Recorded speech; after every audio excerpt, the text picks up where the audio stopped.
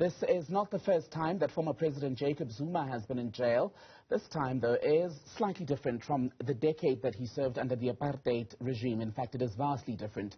As we saw earlier, his imprisonment has sparked anger and demonstrations. Let's talk about these developments then. I'm joined by Ebrahim Fakir of the OWL Socioeconomic Research Institute and Lukhona Mnguni, a political analyst and radio broadcaster. Gentlemen, my thanks to you both for your time. And Ebrahim, I hope I got that name of your institution correct. I want to start with you then, Ebrahim.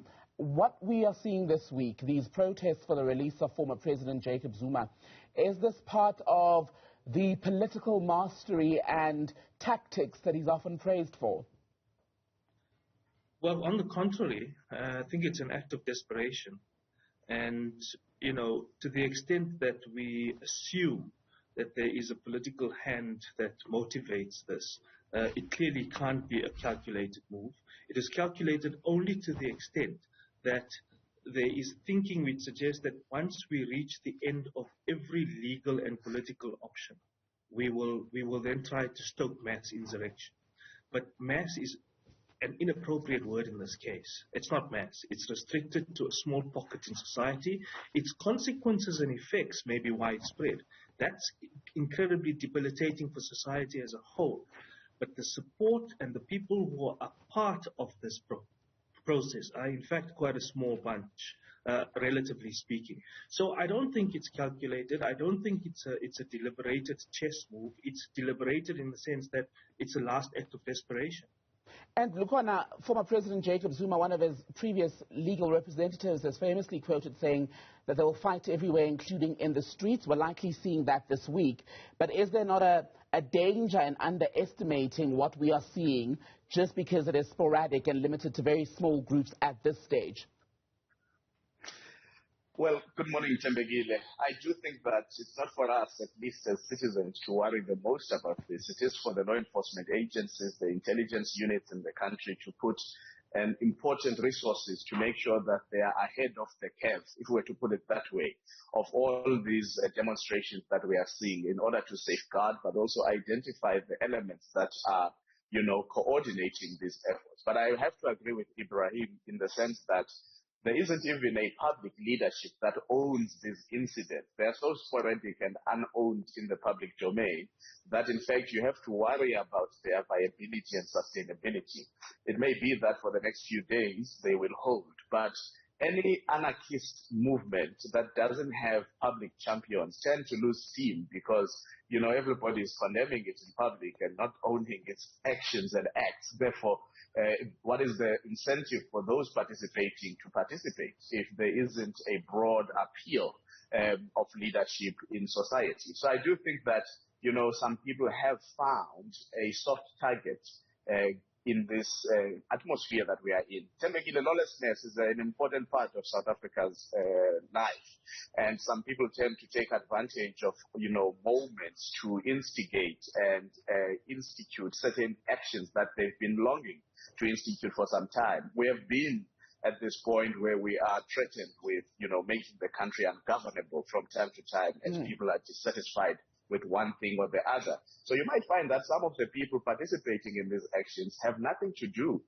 with being aggrieved about the jailing of the former president, but they are seeing an opportunity just for lawlessness in a country where lawlessness has actually found such important, place, and we haven't dealt enough with that on how do we reverse this form of lawlessness which gives rise to anarchy. But I have no doubt, Tembegile, that yes, the enforcement agencies, law enforcement agencies, intelligence networks should actually be paying enough attention to this because it could just, play into the other areas of despondency in our country. And then you have this massive movement of anarchy, which its front is former President Zuma, and yet its operation is grievances that are far beyond that. But I'm wondering then if the lack of a public claim of leadership, Lukhona, for what we are seeing is perhaps itself not strategic because precisely as you say, if it fizzles out, that would be a failure essentially for whoever owns it publicly, especially if they are a big political name.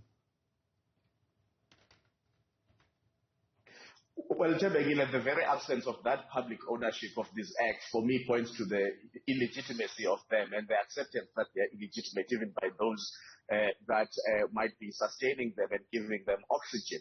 You'll remember that some people who believe in anarchism, some people who actually believe in, this type of demonstrations, they will believe even in the legitimacy thereof as a form of registering their grievances. Here, there seems to be an acceptance that this is lawlessness, this is illegitimate, and therefore nobody wants to be associated with it. And because Tembegile, broadly speaking, I think the rule of law still holds in our country. Nobody wants to be seen undermining, the judiciary as openly and as defiantly as it might be, to think that public violence could in actual fact influence matters that are before the courts of law. I still think broadly there's acceptance that there's a disconnect between public violence and what happens in the courts of law. And therefore, people will still want to be seen as championing the rule of law rather than, advancing public violence. But the disjuncture for me really says that this is not something that's going to sustain much longer into the future. Ebrahim Fakir, Mzwanele Manyi, spokesperson for the Jacob Zuma Foundation, speaking to us yesterday, said what we were seeing in KZN at the time was the result of provocation. He described it as righteous anger of the people at an injustice suffered by the former president. What's your take on that characterization? I'm afraid here the only injustice here is illogic, and a very blatant and patent one at that. They've tried to create all these false moral equivalences which don't in fact exist. So let's just go back to what he's talking about. He's talking about righteous anger. The righteous anger is the anger of the public against the looting of their own resources and the defiance of the very rules that they have established and commonly agreed upon as the rules that underpin a just society. In this instance, you have a president who is called to appear before a commission, who refuses to do so on multiple counts, is then asked politely by the Constitutional Court to come and provide an explanation on 2 occasions, and flatly refuses to do so, simply not appearing before them. That's the righteous indignation that we should actually all be feeling. And that's the righteous indignation that Mr. Manyi should be talking about. So frankly, what he was talking about is tragically illogical. It makes absolutely no sense. The facts don't bear it out.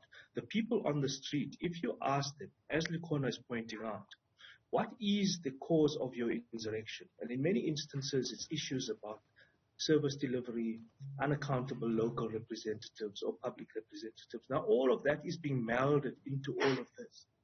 And you've got spokespersons like Manyi who come and talk this kind of patent nonsense, which means and has absolutely no logic, no fact, and no semblance of coherence, and then proffer this and say, oh no, this is about detention without trial.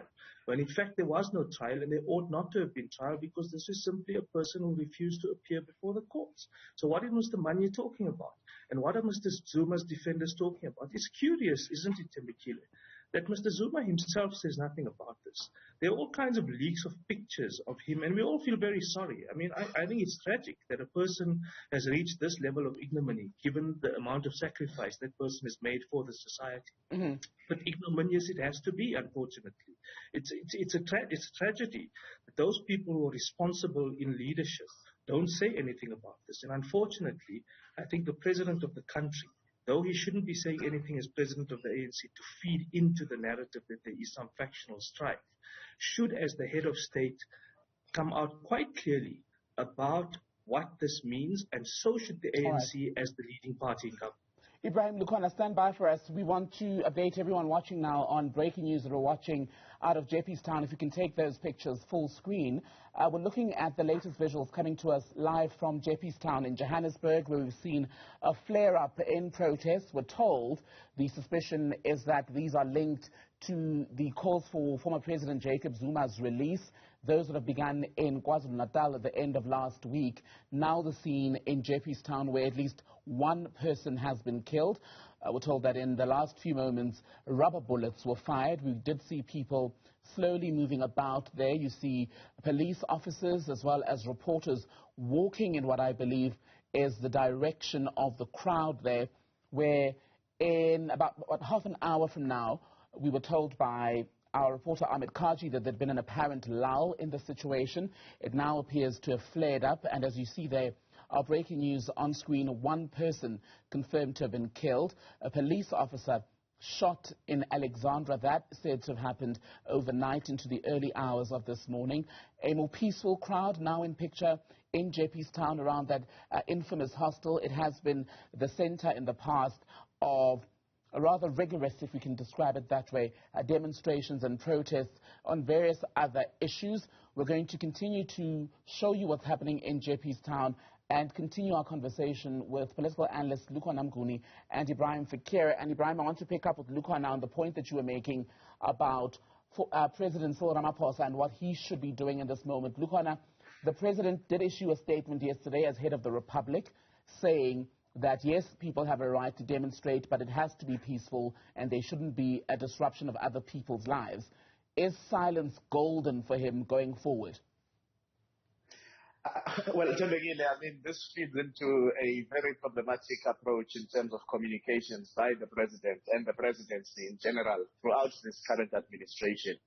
And I think it's not a matter of silence being golden. It's just an inability to appreciate the importance of certain moments in our democracy and in our country, that you cannot communicate with a voice note from the presidential acting spokesperson at a moment when so much could potentially be at stake. And as Ebrahim says, coming out, giving the public confidence, but actually standing resolute on the non-negotiable terms of the rule of law, and but demonstrate that you are actually on top of things and that you have deployed enough teams to be on top of the situation. And I think it's really a communications crisis that has bedeviled this administration for some time, where the president is expected to come out, but we see him preferring to operate behind the scenes and send other people out, such as the Minister of Police, Minister of Justice, Constitutional Development and Correctional Services, and so on. But Tembegile, the imprisonment of a former president in any country, not just South Africa, is actually a very serious thing, and it's a very important thing, whether it's in Brazil with Lula, whether it's in France with Sarkozy under house arrest and so on.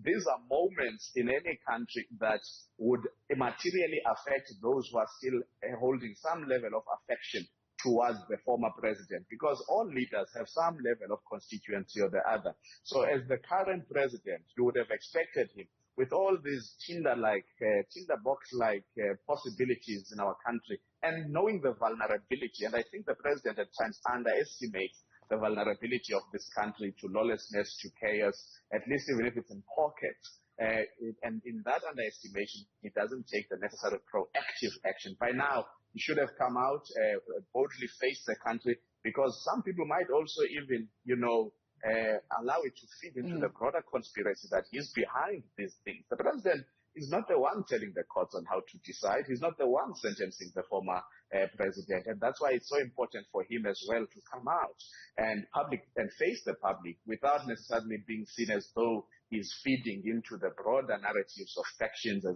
Ebrahim is saying. And how does he walk that line, Lukhona, then? Because in much of the instances, it's a case of damned if you do, damned if you don't, isn't it? As a leader, Tembegile, you make the most principled choices and you stick to them, and you deal with the consequences thereafter. I mean, imagine if former President Mbeki in 2005 had decided to remove the then deputy president via a media statement and not face the nation. He called a joint sitting of the Houses of Parliament to table, his decision to release the deputy president of the country at the time. That's the type of bold leadership that you want to see in action. And whether or not it has consequences, but remain true on the side of principle, because the more you dilly-dally, the more we begin to question exactly what are the moral standpoints that you champion as a leader, what are the principled views that you want to be known for, and what are the non-negotiables for you as a leader that you want to communicate to society. Ebrahim, should President Cyril Ramaphosa speak directly to calls for a presidential pardon as a remedy to what we're seeing? Absolutely, he has to. And he has to make it clear that we've come at a point in society where an objective standard of what is right and what is wrong, and an objective standard of what the rules are and how they apply actually matter. Because if it doesn't, what we're suggesting in the society and what the thugs on the streets have to be asked is as follows. If someone infringes on your rights, or there's an abuse of power, or there is excessive abuse of authority of the state, what would you want to happen? Would you want to be solved by negotiation or by violence? Now, you can't have either of those, where an objective standard of law, and a just law, by the way, not just a law, a just law which has been contravened or simply bypassed by an act either of omission or commission, then some objective standard has to apply. You can't negotiate your way out of it, you can't use your power, and you can't threaten insurrection on the streets, because this is not a case of injustice. This is a case of an objective standard being applied to someone who simply didn't want to comply. Ebrahim Fakir, Lukhona Mnguni, political analyst, speaking to us about what we're seeing unfolding in the country at the moment, the backlash that we're seeing on the streets as a result of the jailing of former President Jacob Zuma for 15 months for contempt of court by the Constitutional Court. He's due back, in fact, on Monday. His lawyers, at least, the legal team, due back there to argue for a rescission of that sentence. We're going to keep you covered on all angles of this story. In fact, in a moment,